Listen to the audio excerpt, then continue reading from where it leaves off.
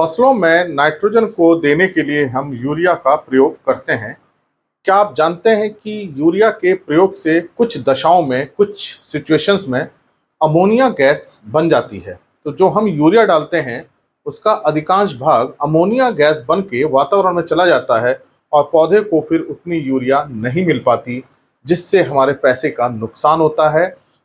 जो हमने यूरिया खरीदी वो पैसे का नुकसान तो हुआ, साथ में पौधे को नाइट्रोजन ना मिल पाने की वजह से उसकी ग्रोथ भी रुक जाती है। आज मैं इसी बात पे चर्चा करूंगा कि वो ऐसी कौन सी परिस्थितियां होती हैं, ऐसी कौन सी सिचुएशन है जिसमें यूरिया डालने के बाद मिट्टी में अमोनिया गैस बनती है। मैं डॉक्टर अमित भटनागर पंतनगर कृषि विश्वविद्यालय में सस्य विज्ञान विभाग में प्राध्यापक के पद पर कार्यरत हूँ और इस चैनल के माध्यम से मेरा ये प्रयास है किसानों तक सही जानकारी पहुंचे, रिसर्च फाइंडिंग्स उन तक पहुंचे ताकि उसका लाभ वो अपनी खेती में ले सकें। इसके लिए मैंने इस चैनल पे एक विशेष अलग से प्लेलिस्ट बनाई है, कृषि किसान, जो किसान भाइयों के लिए है। आप उसके लेक्चर्स को जरूर देखें। अब बात करते हैं कि कैसे यूरिया अमोनिया गैस बना देती है। देखिए, यूरिया का हमें केमिकल फार्मूला जो है, जो वो हमें समझना होगा। तो ये बहुत पॉपुलर फर्टिलाइजर है और इसमें जो होता है वो उसका फार्मूला है NH2CONH2। नाइट्रोजन है, हाइड्रोजन है, कार्बन है, ऑक्सीजन है। ये बड़ी विशेष बात है कि इसमें कार्बन भी है। तो इसको जब हम खेत में डालते हैं, मिट्टी में डालते हैं, तो ये पानी के साथ और यूरियज एंजाइम होता है उसके साथ घुल जाता है। यूरियज एंजाइम इस पर काम करता है, पानी में घुलता है, फिर ये अमोनियम आयन बनाता है। थोड़ा सा इसको समझने की बात है। अमोनियम आयन बनाएगा और CO2 गैस बनाएगा, कार्बन डाइऑक्साइड गैस बनाएगा। अब ये गैस जो है ऊपर वातावरण में चली जाती है। तो ये यूरिया का बड़ा केमिकल सिंपल रिएक्शन है कि अमोनियम आयन बनाएगा, जिसको हम केमिस्ट्री में NH4+ लिखते हैं। थोड़ा सा समझने की बात है बस ये। और इसी को जो है पौधे जो है एब्जॉर्ब करते हैं रूट से। इसका मतलब यूरिया जब पानी में घुलेगा तो अपने आप ही यूरियस एंजाइम रहता है मिट्टी में बहुत, उसकी सहायता से अमोनियम आयन बना लेगा, CO2 गैस ऊपर निकल जाएगी। और इसी अमोनियम से क्या होता है, जो अंदर बैक्टीरिया होते हैं वो नाइट्रेट बना लेते हैं, इसको भी पौधे ले लेते हैं। इसमें ऐसी कोई अब समस्या नहीं होती।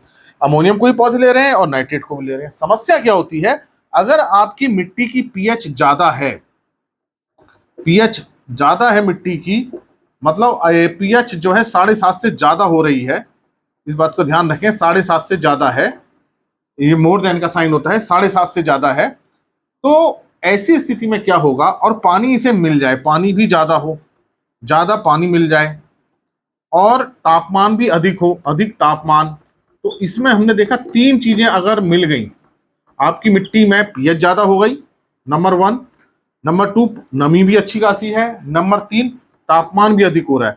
तो इन 3 परिस्थितियां जब मिलती हैं तो ये जो अमोनियम आयन है इन 3 परिस्थितियों के कारण अपने और केमिकल रिएक्शन करता है और उस केमिकल रिएक्शन से ये अमोनियम आयन अमोनिया गैस में बदल जाता है।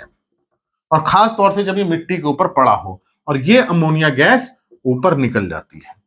तो इसका मतलब यह है कि आपने यूरिया डाल दी और आपने मिट्टी में उसको नहीं दबाया, ऊपर पड़ी है, यूरिया ऊपर है, मिट्टी के ऊपर है, और पीएच ज्यादा हो रही है, कितनी, 7.5 से ज्यादा हो रही है, और उसमें नमी भी खेत में आपकी बहुत ज्यादा है, अच्छी नमी है, और तापमान, दिन का तापमान बढ़ रहा है, 30-35 डिग्री सेंटीग्रेड हो रहा है, धूप बहुत तेज हो रही है। तब अब ये अमोनियम आयन मिट्टी के ऊपर जो बनेगा, जो आपने डाला मिट्टी के ऊपर, ये अमोनियम आयन बनेंगे। लेकिन इन 3 परिस्थितियों के कारण ये अमोनिया गैस बना लेंगे और निकल जाएगी, वातावरण में चली जाएगी। अब ये अमोनियम आयन पौधों को नहीं मिल पाएंगे, ना इससे नाइट्रेट आयन बनेगा, पौधों को नहीं मिल पाएगा, यूरिया का बहुत अधिकांश भाग नुकसान हो जाएगा। और ये बात बहुत कम लोगों को पता रहती है कि जब हम यूरिया जमीन पर डालते हैं, मिट्टी के ऊपर पड़ी रहती है और तेज गर्मी हो गई और मिट्टी की पीएच ज्यादा है, 7.5 से ज्यादा है, खास तौर से जितनी पीएच ज्यादा होती जाएगी ये नुकसान उतना ज्यादा होगा। पीएच अगर 8 है तो और ज्यादा नुकसान होगा, पीएच अगर 8.5 है तो और ज्यादा नुकसान होगा। जैसे जैसे पीएच बढ़ती जाएगी ये नुकसान ज्यादा होता जाएगा, मतलब अमोनिया गैस बनती जाएगी। इसी को अमोनिया वोलेटिलाइजेशन लॉस भी कहते हैं। वोलेटिलाइजेशन हो जा रहा है, अमोनिया गैस बन जा रही है। तो आप अपने खेत में ध्यान रखें कि आप अपने खेत की मिट्टी की जांच कराएं, ये पता करें कि उसकी पीएच 7.5 से ज्यादा तो नहीं है। 7.5 से ज्यादा है तो आपको बहुत सावधानी बरतनी है, नहीं तो आप जो भी यूरिया डालेंगे सब अमोनिया गैस बन के उड़ेगी फिर आप सोचेंगे कि हमने यूरिया तो डाल दी है, लेकिन पौधों पर उसका असर क्यों नहीं हो रहा, पौधे बड़े क्यों नहीं हो रहे, पौधे हरे क्यों नहीं हो रहे। फिर आप और यूरिया डालेंगे, ये और नुकसान बढ़ता जाएगा। तो इस तरह से आपका खेती का खर्चा बढ़ता चला जाएगा, पौधे पे कोई असर नहीं आएगा। समस्या कहाँ आ रही है, यूरिया को हम सही ढंग से प्रयोग नहीं कर पा रहे हैं, क्योंकि ये 3 परिस्थिति बनी है। अब क्या करें, ऐसे अब क्या उपाय हो सकता है, कैसे इसको रोक सकते हैं। पहले तो देखिए, आपको अपने खेत की पीएच सही करनी पड़ेगी। उसका उसमें लवणता ज्यादा है, निच्छालन करके उसकी पीएच हम कम करें, उसका प्रयास करें। पहला हमें उपाय ये करना होगा। दूसरा, देखिए बहुत ज्यादा पानी है, मिट्टी बहुत ज्यादा गीली हो रही है, तब भी आपको इसको नहीं डालना है। ठीक ठाक हो, ऐसा भी नहीं हो कि बिल्कुल पानी भर गया हो तब आप इसको डाल रहे हो, खेत के ऊपर पानी नजर आ रहा हो तब भी आपको इसको ऐसे नहीं डालना है। तीसरा क्या है, जो अधिक तापमान से बचना है। अब आपने क्या किया, मान लीजिए सुबह 9-10 बजे आपने यूरिया खेत में डाल दी और फिर 11 बजे बहुत तेज धूप हो गई, तो धूप ज्यादा तेज हो जाएगी तो तापमान बढ़ जाएगा, तो यूरिया का नुकसान हो जाएगा। तो ये एक समस्या बनी रहती है। या आपने बारिश हो गई, उसके बाद धूप निकल आई यूरिया डालने के बाद, तो भी ये नुकसान हो जाएगा। तो आप क्या करें, शाम के समय इसको डालें, क्योंकि शाम के समय तापमान कम होता जाएगा, रात रहेगी, और फिर ये अधिक तापमान नहीं मिल पाएगा, तो ये इसका इस रूप में नुकसान नहीं होगा।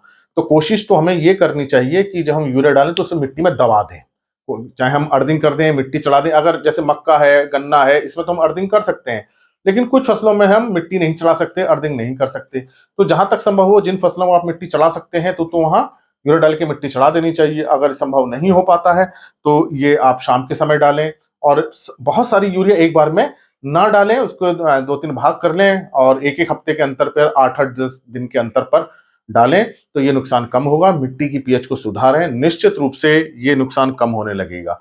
तो आप अगर इसके विज्ञान समझ जाएंगे, इसकी केमिस्ट्री समझ जाएंगे, तो आपको खुद समझ में आएगा कि यूरिया का कितना बड़ा भाग अमोनिया गैस में बन जा रहा है। तो ये अमोनिया वोलेटाइलेशन लॉस उन मिट्टियों में ज्यादा है जिनकी पीएच ज्यादा रहती है, लवणता जहां ज्यादा रहती है वहां पीएच ज्यादा है, और वहां ये नुकसान भी क्या होता है, ज्यादा होता है। और हम इसको समझ नहीं पाते हैं, देख नहीं पाते हैं, क्योंकि इसकी एक अपनी अलग केमिस्ट्री है। क्योंकि अमोनिया गैस आपको बनती नजर नहीं आएगी, तो उड़ जाएगी। तो इस समस्या से बचना है और हमें अच्छा फायदा लेना है, यूरिया का भी पूरा उपयोग करना है, अच्छी उपज लें, अच्छा लाभ लें। इसके लिए जरूरी है कि आप यूरिया शाम के समय डालें, मिट्टी की पीएच कम करें, और संभव हो तो आप मिट्टी चढ़ा दें, और मतलब यूरिया मिट्टी के नीचे चले जाए, ऐसा हम प्रयास करें। तो ये अमोनिया के रूप में नुकसान कम होगा और आपको फायदा होगा। इसी प्रकार के लेक्चर्स को देखने के लिए आप कृषि किसान प्लेलिस्ट देखिए, और अगर चैनल सब्सक्राइब नहीं किया तो सब्सक्राइब कीजिए। धन्यवाद।